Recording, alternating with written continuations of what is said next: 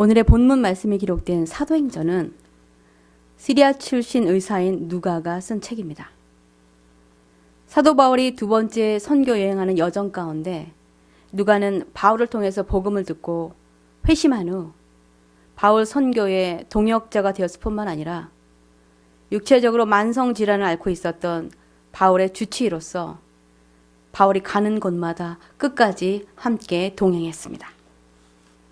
그는 예수님의 12 제자 중 한 사람도 아니었고 주님을 직접 대면한 적도 없었지만 다른 복음서들보다 더 구체적이고 객관적이며 역사적인 시각으로 누가복음을 썼는데 그가 쓴 복음은 복음서 중에서 가장 아름다운 문체로 되어 있고 다른 세 복음서에서는 없는 탕자의 비유 등 30가지가 넘는 기록들을 더 기록하고 있습니다.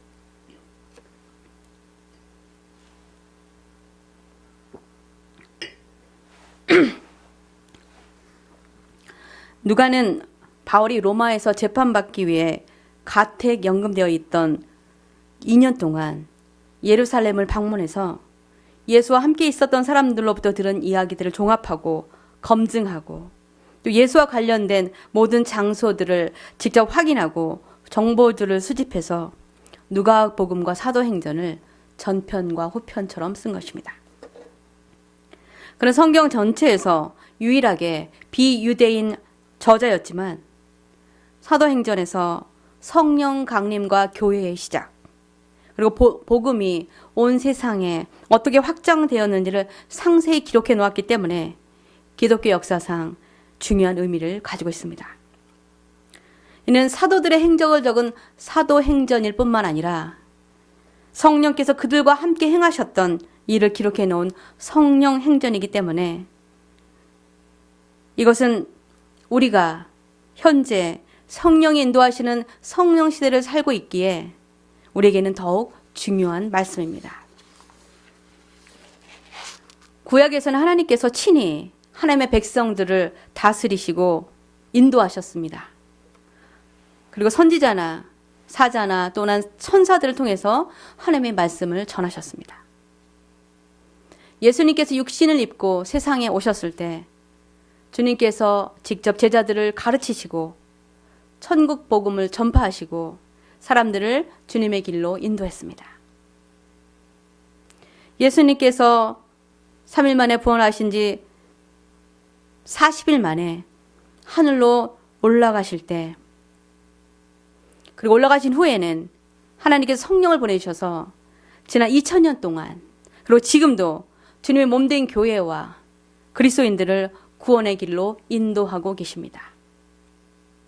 그래서 우리의 삶과 믿음의 여정에서 성령님의 인도를 따르며 사는 것은 매우 중요합니다. 이것에 관해서 요한복음 16장 13절 14절에 주님께서 제자들에게 이렇게 말씀하셨습니다. 그러나 진리의 성령이 오시면 그가 너희를 모든 진리 가운데로 인도하시리니 그가 스스로 말하지 않고 오직 들은 것을 말하며 장래 일을 너희에게 알리시리라. 그가 내 영광을 나타내리니 내 것을 가지고 너희에게 알리시겠습니다. 예수님께서 하늘 올라가시기 직전에 제자들을 포함하여 그곳에 모였던 500여 명에게 오늘 본문 말씀 8절에 이렇게 말씀하셨습니다. 오직 성령이 너희에게 임하시면 너희가 권능을 받고 예루살렘과 온 유대와 사마리아와 땅끝까지 이르러 내 증인이 되리라 하시니라.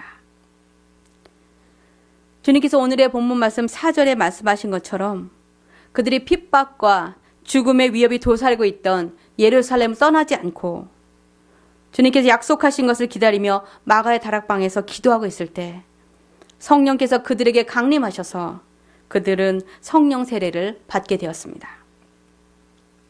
그들이 성령을 받자 자신들이 배우지도 알지도 못했던 다른 나라의 언어들을 말하게 되고 성령의 큰 능력을 덧입게 되었습니다. 사도행전 2장 1절에서 4절은 그날의 일을 이렇게 기록하고 있습니다.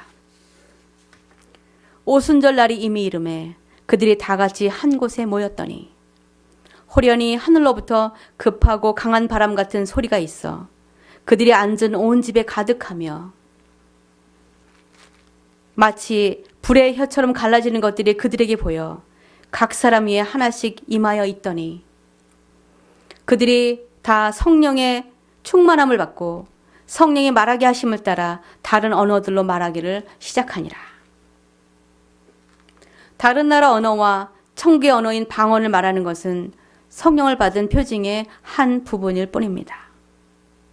그들이 성령으로 세례를 받은 후에 성령이 주시는 권능을 힘입어서 베드로와 요한은 예수의 이름으로 안진뱅이를 치유하여 일으켰습니다. 주님께서 8절에 말씀하신 대로 예수의 모든 제자들은 복음을 전하기에 전 세계로 나아갔고 예수 그리스도를 통한 부활과 영생을 믿었기 때문에 그들은 죽는 것을 두려워하지 않고 예수님처럼 하나님의 나라와 복음을 전하다가 순교했습니다. 예수님의 수제자였던 베드로는 복음을 전하다가 로마에서 십자가에 거꾸로 매달려 순교했습니다. 예수님의 가장 사랑받았던 제자였으며 소아시아의 에베소에서 복음을 전하던 사도 요한은 로마의 도미티안 황제에 의해서 끓는 기름가마 속에 던져졌지만 기적적으로 살아나자 그를 받모섬으로 유배 보냈고 그는 그곳에 있는 동굴에서 성령의 계시를 받아 요한계시록을 기록했습니다. 예수님의 제자 중에서 가장 먼저 순교한 야고보 사도는 참수당했고 예수님을 따른 첫 번째 제자였던 안드레는 아시아 사람들에게 복음을 전하다가 터키에서 체포돼서 X자 모양의 십자가에서 처형되었습니다. 유다라고도 알려진 다데오는 아시리아와 지금의 이란인 페르시아에서 복음을 전하다가 십자가에서 순교당했고 빌립은 북아시아와 소아시아에서 예수를 신실하게 증거하다가 심한 채찍질을 당한 후에 투옥되었고 AD 54년에 성벽에 거꾸로 매달려 처형당했습니다. 셀롯 시몬은 아프리카와 영국에 가서 많은 사람들에게 복음을 전하다 AD 74년 거꾸로 매달린 채 톱으로 몸이 잘려 순교했습니다. 나다니엘로 알려진 바돌로메는 소아시아와 아르메니아에서 복음을 전하다가 산채로 살가죽이 벗겨지고 십자가에 못 박힌 후 참수당했습니다. 세리였던 마태는 태국과 이디오피아에서 복음을 선포했고 그러다가 도끼와 창과 갈고리로 만든 미늘창에 의해서 살해당했습니다. 예수를 팔았던 가룟 유다를 대신해서 뽑힌 마티아스는 터키 카파도기아에서 돌로 맞으면서도 복음을 전했는데 그가 죽지 않자 그를 참수하였습니다. 알페의 아들 야고보는 시리아에 가서 교회를 세우고 복음을 전하다가 나중에 예루살렘으로 돌아와 유대인들에게 돌을 맞았지만 그가 죽지 않자 그를 톱으로 잘라서 죽였습니다. 죽음에서 부활하신 예수를 의심했던 도마는 태국과 인도로 가서 복음을 전하다 창으로 몸을 관통하여 죽임을 당했습니다. 이 제자들의 순교의 이야기를 통해서 주님의 제자들이 복음을 전하기 위해 온 세상으로 나아가서 예수의 증인으로서의 삶을 살았던 것을 보게 되고 그들이 죽기까지 순종하며 예수님의 발자취를 따랐던 것을 볼 수 있습니다. 예수님의 제자들과 예수를 따랐던 많은 사람들이 복음을 전하며 믿음을 지키다 순교할 수 있었던 이유는 그들이 성령이 주신 능력을 덧입었기 때문에 그렇습니다. 사람이라면 누구나 그런 끔찍한 고통과 죽음 앞에서 당연히 두려움을 느낄 것입니다.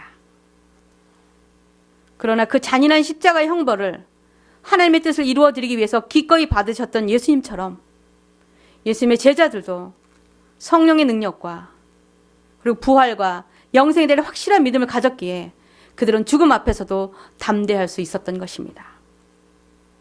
오늘의 본문 말씀 8절에 있는 권능이란 단어, 그리스의 단어의 뜻은 두나미스인데 이 말의 본래 뜻은 놀라운 일, 기적적인 능력, 강한 힘이나 권력 등을 의미합니다.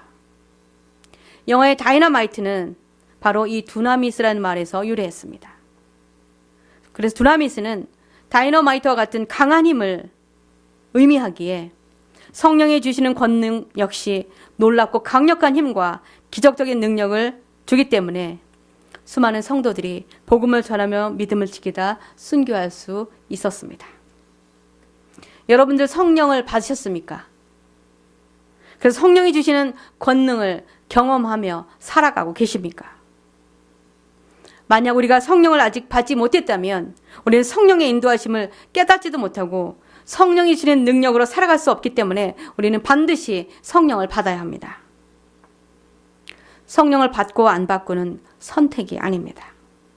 반드시 받아야만 하나님의 뜻을 깨닫고 믿음의 길을 올바로 걸어갈 수 있기 때문에 아직 성령을 받지 못했다면 우리는 성령님의 임재를 사모하고 예수님의 제자들처럼 기도하고 성령의 강림을 기다려야 합니다. 간절히 사모하는 이들에게 하나님은 성령을 부어주십니다. 미국 침례교 출신의 평신도 복음주의 전도자였던 D.L. 무디 목사는 4살 때 아버지가 사고로 돌아가시자 가난한 가정 형편으로 인해서 초등학교 5학년 이후로는 학교를 다니지 못하고 농장에서 일을 했습니다. 17세에 보스턴에 있는 외삼촌의 구두 가게에서 구두 수선공으로 일하기 시작했습니다. 외삼촌이 일자리를 두는 조건 중 하나가 교회에 다니는 것이었기 때문에 교회를 가기는 갔지만 너무나 가난했던 무디의 꿈은 빨리 돈을 벌어 세상에서 성공하는 것이었기 때문에 신앙에 대해서는 별 관심을 두지 않았습니다. 그런데 당시 주일학교 교사였던 에드워드 킴볼 선생님의 영향으로 무디는 회심하게 되고 거듭난 그리스도인이 되었습니다. 그 당시에 무디를 킴볼 선생님은 이렇게 회상했습니다. 무디가 나의 주일학교 반에 입학하였을 때 나는 그처럼 영적으로 어두운 사람을 처음 보았다. 더구나 어떤 일에 유용하게 쓰일 사람으로 보이지도 않았다. 그럼에도 불구하고 킴볼 선생은 가난한 무디가 시리에 젖어 살아가는 모습을 안타깝게 생각하고 무디의 구두가게를 방문해서 성경을 1년여 동안 가르쳐 주었습니다. 그러던 어느 날 가게 뒷방에서 선생님과 무디는 함께 무릎을 꿇고 무디가 하나님의 사랑을 깨닫고 예수님을 삶의 주인으로 모실 수 있게 되기를 간절히 기도하는 중에 그 자리에서 무디는 깊은 감동을 받고 주님을 영접하게 되었습니다. 예수를 구주로 영접한 다음 자신도 킴볼 선생님처럼 그런 주일학교 교사가 되기를 원해서 주일학교 책임자에게 찾아가서 이야기했지만 초등학교 교육도 제대로 받지 못하고 말도 시원치 못하다고 교사 자격을 주지 않았습니다. 이에 무디는 너무나 실망하고 낙심한 나머지 산비탈에 올라가서 나무 하나를 붙들고 하나님이여 나에게도 성령의 권능을 주시옵소서. 얼마나 몸부림치고 부르짖었는지 기도하는 중에 나무 뿌리가 뽑혀서 개울바닥에 굴러 떨어졌어도 그는 기도를 멈추지 않았다고 합니다. 그때 성령의 불덩어리가 몸에 있는 것처럼 너무 몸이 뜨거워져서 그는 하나님이여 이제 나에게서 성령의 불을 거두어 가시라고 기도할 정도였습니다. 그때부터 그는 16명의 길거리 불황아들을 모아서 주일학교를 시작했는데 1년여 만에 곧 1000명이 넘게 되었고 필라델피아 주에 가서 9개월 동안 전도한 결과 10만 명의 신자를 얻게 되었고 일생을 통해서 5천만 명에게 복음을 전하고 그중 100만 명이 회심하게 되었는데 이는 신학도 배우지 않고 초등학교 5학년 교육이 전부인 무디와 함께 하신 성령님의 능력으로 이루어진 것을 우리는 알 수 있습니다. 예수님께서 하늘로 승천하시기 전에 마지막으로 제자들과 예수를 따르는 자들에게 큰 사명을 맡겨주셨습니다. 마태복음 28장 18절에서 20절에 예수께서 나와 말씀하여 이르시되 하늘과 땅의 모든 권세를 내게 주셨으니 그러면 너희는 가서 모든 민족을 제자로 삼아 아버지와 아들과 성령의 이름으로 세례를 베풀고 내가 너희에게 분부한 모든 것을 가르쳐 지키게 하라. 내가 세상 끝날까지 너희와 항상 함께 있으리라 하시니라. 주님께서 모든 믿는 자들에게 남기신 가장 중요한 이 복음 전파의 사명을 우리도 이 세상에 사는 동안에 충실히 감당하고 천국에 가야 합니다. 그러나 우리가 세상에 나가서 모든 민족을 제자로 삼기 위해서는 우리 자신이 먼저 성령으로 세례를 받고 성령이 주시는 능력을 덧입어야 합니다. 성령이 주시는 힘과 능력이 없이는 우리는 주님께서 주신 사명을 감당할 수가 없기 때문에 그렇습니다. 우리가 성령을 받아야 우리 매일의 삶을 성령님의 인도하심 따라 살아갈 수 있고 하나님의 음성을 분별하여 순종함으로 하나님의 뜻을 이루어 드릴 수 있습니다. 성령을 통해서 고요한 하나님의 음성이 우리의 심령 속에 들릴 수 있습니다. 언더우드 선교사는 본래 한국에 오려고 생각한 것이 아니라 인도에 가려고 생각한 분이었습니다. 그러나 한국에서 전도의 문이 열렸다는 소식을 듣고 자기 친구들 가운데 한국에 가서 갈 수 있는 사람이 있는지 찾아보았지만 딱히 갈 만한 사람이 없어 보였습니다. 그런 중에 그의 마음에 이상한 음성이 들려왔습니다. 그것은 왜 네가 가지 않느냐 하는 음성이었습니다. 그는 이 음성을 듣고 성령께서 주시는 음성임을 깨닫고 바로 한국에 가기를 원한다는 편지를 선교부에 보냈습니다. 그러나 불행하게도 그 회답은 그 당시 선교비가 없어서 선교사를 한국에 보낼 수 없다는 것이었습니다. 그런 상황 가운데 뉴욕에 있는 한 교회에서 언더우드 목사님을 담임 목회자로 청빙하겠다는 청빙서가 왔습니다. 근데 그는 한국에 가는 길도 막히고 인도에 갈 수도 없고 이제 자신을 청빙한 교회로 가는 수밖에 없다고 생각해서 목회자직을 수락하는 편지를 써가지고 우체통에 가서 넣으려고 할 때 한국은 어떻게 하려고 하느냐라는 음성이 다시 들렸습니다. 그래서 그는 그 편지를 붙이지 않고 자신이 직접 선교본부에 가서 이 일을 의논할 수밖에 없다고 생각하고 선교본부를 찾아가 담당자를 만났는데 그 담당자가 하는 말이 당신 오늘 참 잘 오셨습니다. 당신께 답장할 때는 선교비가 없었지만 바로 며칠 전에 어떤 사업을 하시는 분이 한국 선교비로 6,000불을 보내오셨습니다. 우선 이것으로 선교 사역을 시작할 수 있을 것 같습니다.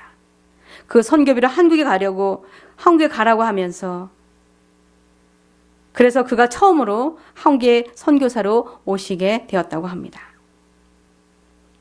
그분이 전한 복음 때문에 한국의 복음이 전해져서 저와 여러분도 예수를 알게 되고 그 복음을 접하고 이렇게 믿음의 길을 걸어가게 된 것을 감사해야 할 것 같습니다. 성령의 역사는 참으로 놀랍습니다. 우리는 성령을 통해서 하나님의 음성을 듣고 주님의 인도하심을 깨닫게 되고 또한 그 인도하심에 순종할 때 우리를 향하신 하나님의 뜻과 계획을 이루어 드릴 수 있는 것입니다. 갈라디아서 5장 22절 23절에 성령의 열매를 맺는 삶을 살도록 묘사되고 있습니다. 오직 성령의 열매는 사랑과 희락과 화평과 오래 참음과 자비와 양선과 충성과 온유와 절제니 이 같은 것을 금지할 법이 없느니라.